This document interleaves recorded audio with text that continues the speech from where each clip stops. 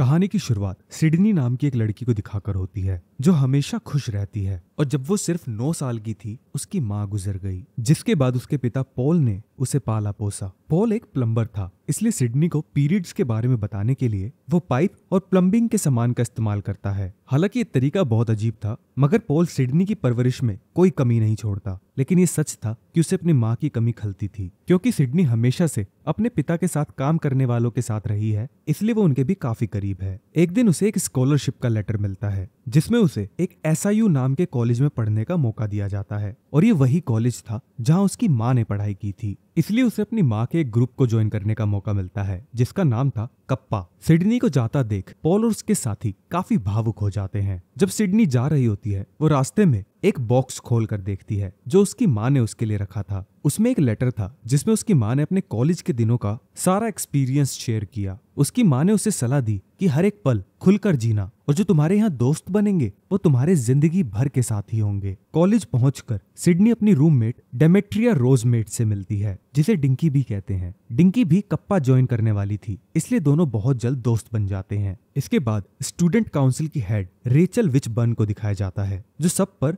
जुल्म करती है। रेचल उस यूनिवर्सिटी की वेबसाइट पर जाती है जहां कॉलेज के सबसे अट्रैक्टिव स्टूडेंट्स की लिस्ट होती है, और रेचल देखती है कि वो नंबर 1 पर है। रेचल टाइलर नाम के एक लड़के को पसंद करती है जो कि पॉपुलर लोगों की बिरादरी का हेड होता है। रेचल और टाइलर के पिता कॉलेज के ट्रस्टी हैं और कॉलेज के फंड में 80% रकम देते हैं। इसी वजह से ये दोनों कॉलेज में इतने फेमस हैं, और कॉलेज का स्टाफ भी उनके सामने झुका रहता था। यहाँ ये भी पता चलता है कि टाइलर और रेचल एक प्रोजेक्ट पर काम कर रहे हैं जिसका नाम Greenwich Prince Greek live centre है, जो कि एक अमीर लोगों के लिए बनाई हुई बिल्डिंग होगी। और इसके लिए ये लोग वोर्टेक्स नाम की एक पुरानी बिल्डिंग को गिराना चाहते थे। वोर्टेक्स कॉलेज के उन स्टूडेंट्स का था जिन्हें बेवकूफ समझा जाता है और उन्हें डॉग कहकर बुलाते हैं। इसके बाद सिडनी और डिंकी कैंपस में जा रहे थे, वहां उन्हें काफी भीड़ मिलती है। इसी बीच टाइलर के दोस्त नए स्टूडेंट्स को देख रहे होते हैं। टाइलर का दोस्त एक लड़के को परेशान करने के लिए उसकी तरफ बॉल फेंकता है, लेकिन इससे पहले कि वो बॉल लड़के को लगती, सिडनी उसे कैच कर लेती है। टाइलर ये देखकर काफी इंप्रेस हो गया था, इसलिए वो इन दोनों के पास आकर इनसे मिलता है। इसके बाद वो उन्हें कॉलेज का मैदान और कैंपस दिखाता है, साथ ही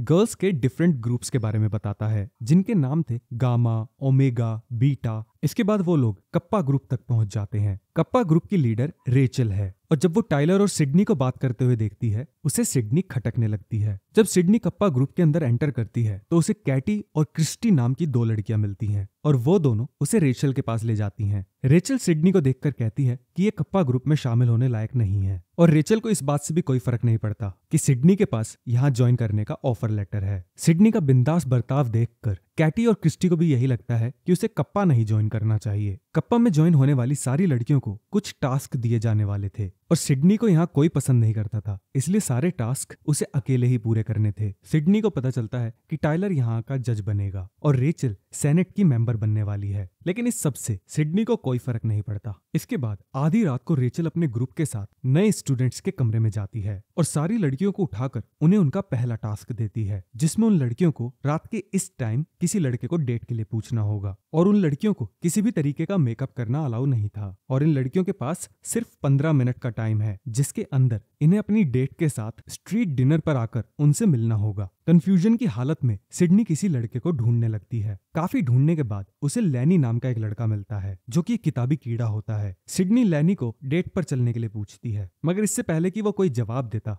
वो उसे खींचकर बताई जगह पर टाइम से पहले पहुंच जाती है। इसके बाद रेचल उसे दूसरा टास्क देते हुए कहती है कि तुम्हें लैनी को छोड़ना होगा। सिडनी उसे कहती है मैं ऐसा नहीं करूंगी, लैनी एक अच्छा लड़का है। फिर रेचल उसे लैनी या कप्पा ग्रुप किसी एक को चुनने के लिए कहती है, इसलिए सिडनी को उसकी बात माननी पड़ती है। इसी बीच लैनी बाथरूम जाता है, लेकिन जब वो वापस आता है वहां कोई नहीं था, और उसके साथ और भी ज्यादा बुरा होता है क्योंकि सारा बिल इसी को चुकाना पड़ता है। सिडनी की परवरिश कुछ ऐसे हुई थी कि वो सारे टास्क को बाकी लड़कियों से बेहतर परफॉर्म करती है, और ये करते हुए वो इनडायरेक्टली बाकी लड़कियों को मोटिवेट कर रही थी कि कैसे वो रेचल की सारी बातों को नजरअंदाज कर सकते हैं। रेचल ये सब देखकर किलस तो पूरी जाती है, मगर वो कुछ कर नहीं पाती। इधर सिडनी और टाइलर करीब आ रहे थे। फिर एक दिन सिडनी की मुलाकात लैनी से दोबारा होती है, और वो लैनी से अपने किए की माफी मांगती है और बताती है कि मैंने ऐसा टास्क की वजह से किया था, मगर लेनी उससे बिना बात किए वहां से चला जाता है। इसके बाद रेचल सारी लड़कियों को इकट्ठा करके कहती है, अब टास्क वाला राउंड खत्म होने वाला है और बहुत जल्द तुम लोग कप्पा सिस्टर्स बनने वाली हो। इसके लिए कॉलेज में अगले दिन एक ट्रेडिशनल प्रोग्राम होने वाला था, जहां रेचल कप्पा सिस्टर्स का नाम ऐलान करने वाली थी। यहाँ रेचल एक विजेता को चुनती है, जिसे आने वाले प्रोग्राम के लिए एक ड्रेस मिलने वाली थी। लेकिन जब रेचल देखती है कि सिडनी जीत गई, उसे अच्छा नहीं लगता।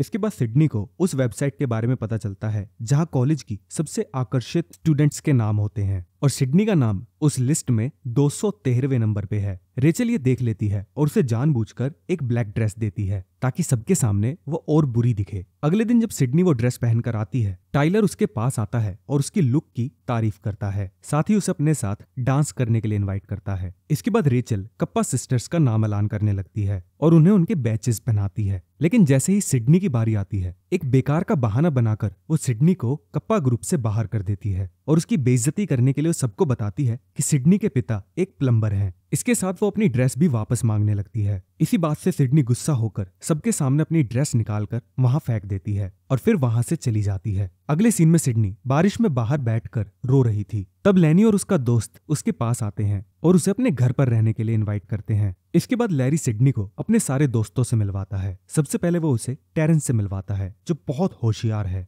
स्पैंकी बहुत ही शर्मीला है। जॉर्ज बिल्कुल बच्चों की तरह बर्ताव करता है। एम्बल हवाई यात्रा करके काफी थका हुआ था और जेरेमी को लड़कियां बहुत पसंद हैं। पूरा कॉलेज इन्हें बेवकूफ समझता है, लेकिन ये लोग ऐसे हैं नहीं और ये लोग सिडनी का अपने वोर्टेक्स में स्वागत करते हैं। इसके बाद सिडनी उनके टूटे फूटे घर में रहने लगती है और जल्द ही उनके काफी करीब आ जाती है। एक दिन वो कहती है कि वोर्टेक्स को रिपेयर करने की जरूरत है, मगर ये लोग उसकी बात को नजरअंदाज करने की कोशिश करते हैं क्योंकि इन सभी को रेचल से डर लगता है। फिर हमें रेचल दिखाई जाती है, जो अट्रैक्टिव स्टूडेंट्स की लिस्ट में सिडनी का नाम नंबर 2 पर देखती है। ये देखकर उसे गुस्सा तो बहुत आता है। जल्द ही कॉलेज में चुनाव होने वाले हैं, इसलिए सिडनी अपने सभी दोस्तों के लिए चुनाव का फॉर्म लेकर आई है और उन्हें उस इलेक्शन में पार्टिसिपेट करने के लिए फॉर्म भरने को कहती है, मगर कोई इलेक्शन लड़ने को तैयार ही नहीं था। इसके बाद सिडनी उन्हें मोटिवेट करने की कोशिश करती है और फाइनली उन्हें मना लेती है। इसके बाद वो सभी इलेक्शन के लिए पर्चे बनाते हैं और एक स्टॉल तैयार करते हैं और सभी को अपने इलेक्शन में खड़े होने का मकसद बताते हैं और इस प्रोसेस को टेरेंस लीड करता है। ये लोग वोर्टेक्स को रिपेयर करके बाकी सारे ग्रुप्स को भी सुधारना चाहते थे, मगर इनका असली मकसद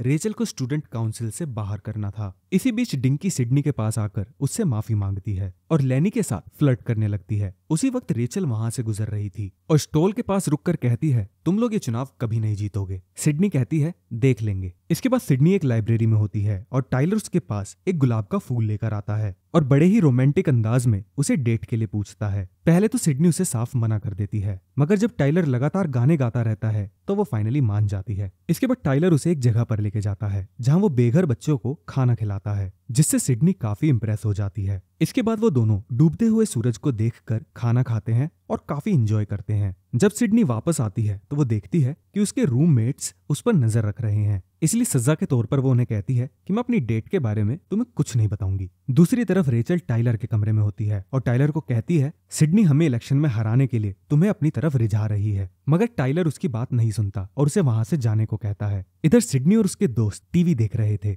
जहां आने वाले चुनाव के लिए उनके ग्रुप के बारे में बताया जा रहा था। वो लोग इलेक्शन में फ्रीडम टू द 7th के नाम से खड़े हुए हैं। सिडनी का ग्रुप चेंज और इक्वालिटी में विश्वास रखता था, मगर रेचल का ग्रुप पॉपुलैरिटी और लुक्स को इंपॉर्टेंस देता है, इसलिए सिडनी को सभी सपोर्ट कर रहे थे। और फिर वो आकर्षित स्टूडेंट्स में नंबर 1 पर आ जाती है, जिसे देखकर रेचल हद से ज्यादा जेलस हो जाती है और फिर सिडनी से बदला लेने का डिसाइड करती है। इसके बाद टाइलर वोर्टेक्स में जाता है और सबको आने वाली पार्टी में इनवाइट करता है। पहले तो घबराकर सब मना कर देते हैं क्योंकि ये लोग पहले कभी किसी पार्टी में गए ही नहीं, मगर टाइलर के मनाने पर वो लोग मान जाते हैं। सभी लोग पार्टी में मजे कर रहे थे कि तभी वहां रेचल आ जाती है और लड़कों को कपड़े उतारने के लिए कहती है और सारे लड़के नंगे खड़े होते हैं। फिर रेचल सिडनी को बताती है टेरेंस चुनाव नहीं लड़ सकता क्योंकि वो 6 साल पहले ही ग्रेजुएट हो चुका है और वो यहाँ सिर्फ इसलिए है ताकि वो और भी चीजें सीख सके। और फिर वो टाइलर और अपने उस प्रोजेक्ट के बारे में बताती है जहां वो लोग वोर्टेक्स को गिराकर नई बिल्डिंग बनाना चाहते हैं। ये सुनते ही सिडनी गुस्सा होकर वहां से जाने लगती है और टाइलर को कुछ भी कहने का मौका नहीं देती। अब यहाँ इनके साथ और भी बुरा होता है जब इन्हें पता चलता है कि सिटी बोर्ड ऑफ हेल्थ ने वोर्टेक्स को खाली करने का ऑर्डर दे दिया है। सब ये देखकर सिडनी से नाराज हो जाते हैं। वो कहते हैं कि तुम्हारे आने से पहले सब कुछ ठीक ठाक था,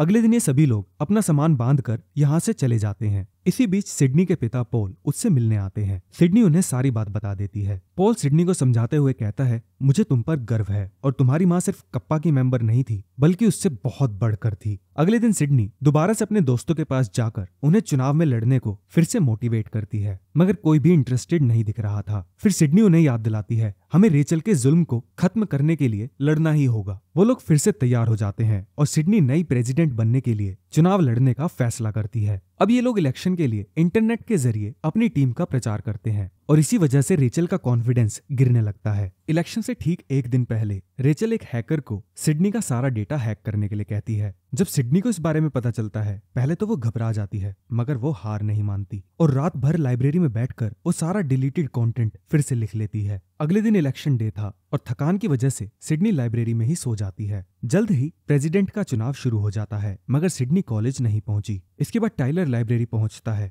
और सिडनी को किस करके उठाता है और फिर सिडनी कॉलेज पहुंच जाती है और ये देखकर हैरान थी कि इतने सारे स्टूडेंट्स उसके सपोर्ट में हैं। फिर सिडनी अपना भाषण सुनाती है। सभी लोग उसके लिए चीयर करने लगते हैं। यहाँ सिर्फ सिडनी के दोस्त नहीं बल्कि कप्पा सिस्टर्स भी सिडनी को ही सपोर्ट करती हैं और रेचल को स्टूडेंट काउंसिल से बाहर करने के लिए वोट देती हैं। रेचल ने उनसे वादा किया था कि अगर वो उसे सपोर्ट करेंगी तो वो सबको नए कपड़े दिलाएगी, लेकिन इसके बावजूद वो लोग सिडनी का साथ देते हैं और वो इलेक्शन जीतकर प्रेसिडेंट बन जाती है। फिर यहाँ पर वोटेक्स के रिपेयर का काम शुरू हो जाता है। पॉल और उसके साथी भी सिडनी की मदद कर रहे थे। लेनी और डिंकी के साथ टाइलर और सिडनी भी एक दूसरे को डेट करना शुरू कर देते हैं और जॉर्ज को एक खूबसूरत चीयर लीडर प्रपोज कर देती है। अगले ही पल वहां पर टेरेंस अपनी एक नई स्पोर्ट्स कार में आता है और कहता है, मैंने अपना आइडिया $10 मिलियन में बेच दिया। और ये जानकर सभी लोग हैरान हो चुके थे। सिडनी की माँ ने जैसा कहा था सिडनी ठीक वैसा ही करती है और आज सिडनी के पास उसके दोस्त होते हैं, साथ ही एक सक्सेसफुल फ्यूचर।